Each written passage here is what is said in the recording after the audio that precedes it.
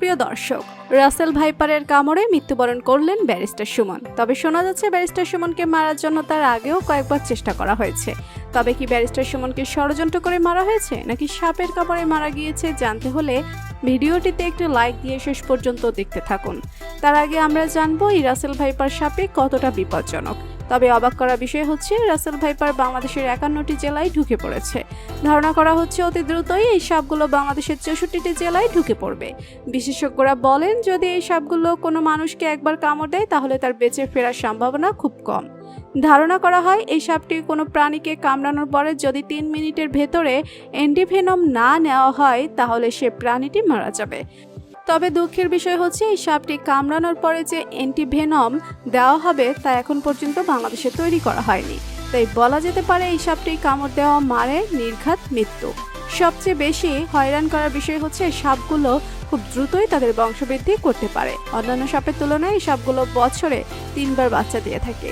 এই সাপগুলো যে কোনো সময় যে কোনো জায়গায় সার্ভাইভ করতে পারে। ইতিমধ্যে এই সাপের আক্রমণে বাংলাদেশের প্রায় 17 জন মানুষ মৃত্যুবরণ করেছে। এখন আমরা জানবো রাসেল ভাইপারের কামড়ে ব্যারিস্টার সুমন কিভাবে মৃত্যুবরণ করলেন। তার আগে আমরা গুরুত্বপূর্ণ তথ্য সম্পর্কে জানবো। বিশেষজ্ঞরা বলেন এই রাসেল ভাইপার বছরে 700 থেকে 800 বাচ্চা দিতে পারে। এভাবে চলতে থাকলে এই সাপগুলো কয়েকদিনের ভিতরে বাংলাদেশের প্রত্যেকটা জেলায় এবং প্রত্যেকটা অলি গলিতে ছড়িয়ে পড়বে। তার মানে এই সাপের আক্রমণ থেকে বাঁচার কোনো উপায় নেই, উপায় আছে। এই সাপের আক্রমণ থেকে বাঁচার কোনো অ্যান্টিভেনম এখনো পর্যন্ত তৈরি হয়নি।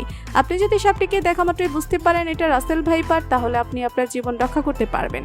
কি দেখে বুঝবেন এটি আসলে রাসেল ভাইপার এবং এর আক্রমণ থেকে বাঁচার জন্য কয়েকটি উপায় জেনে আসি। এই সাপগুলো চেনার একটি সহজ উপায় হচ্ছে, এই সাপগুলো অন্যান্য বাচ্চার মতো ডিম দেয় না। এই সাপগুলো সরাসরি বাচ্চা জন্ম দেয়, আর এই সাপের বাচ্চাগুলো জন্ম দেওয়ার পর পানিতে নেমে যায়। এই সাপগুলো বিশেষ করে গ্রামের হাওড় এলাকার কচুরিপানার মধ্যে দেখা যায়। বাচ্চাগুলো কচুরিপানার মধ্যে থাকার কারণে বড় সাপগুলো কচুরিপানার মধ্যে বসবাস করে, আর এই কারণে জেলেরা মাছ ধরতে গিয়ে এই সাপের আক্রমণে মৃত্যুবরণ করে। বিশেষজ্ঞরা বলেন বন জঙ্গল কমে যাওয়ার কারণে এই সাপগুলো এখন বেশিরভাগ কৃষি জমিতে দেখা যায়। তার কারণে যারা কৃষিকাজ করে তারা বেশিরভাগ মানুষ এই রাসেল ভাইপারের আক্রমণে মৃত্যুবরণ করেন।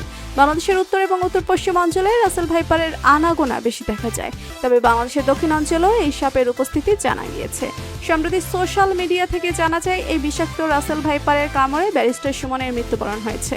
এই নিউজটি খুব দ্রুতই সোশ্যাল মিডিয়ায় ছড়িয়ে পড়েছে। তবে আপনাদেরকে স্পষ্টভাবে জানিয়ে রাখতে চাই, ব্যারিস্টার সুমনের মৃত্যু হওয়ার এই সংবাদটি সম্পূর্ণই অযৌক্তিক এবং ভুয়া একটি নিউজ। তবে এই রাসেল ভাইপার সাপটি যে কোনো মানুষকে কামড়িয়ে তার মৃত্যুর কারণ হতে পারে।